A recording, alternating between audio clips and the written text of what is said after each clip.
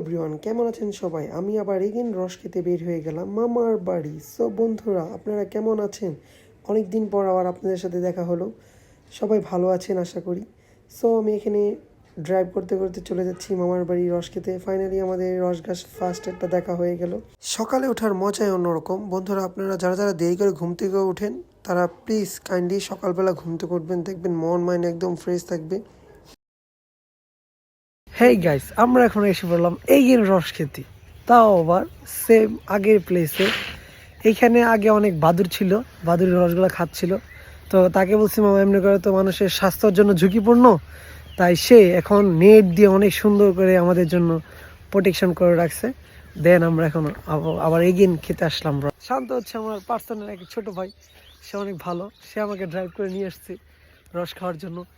আজকে আমি মামার বাড়ি আসি নাই, বেসিক্যালি আমরা কিন্তু রস খেয়ে চলে যাবো পলায়া, কারণ মামার বাড়ি গেলে আবার আমাদের 2 দিন আবার আটকে রাখবে। খেজুরের রস আসলে স্বাস্থ্যের জন্য অনেক ঝুঁকিপূর্ণ। নিপা ভাইরাস একটা নামক ভাইরাস আছে। সো এমন নেট দিয়ে রাখলে, প্রোটেকশন করলে আপনার লাইভে যা দেখি খাবেন। অযথা কোথাও থেকে বাইরে থেকে রস কিনে খাবেন না, ওটা লাইফের জন্য অনেক ঝুঁকিপূর্ণ।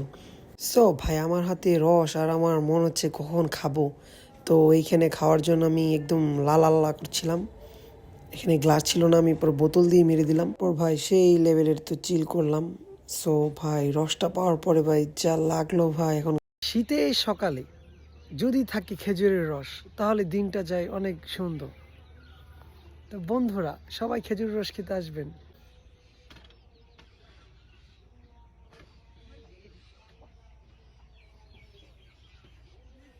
নাইস।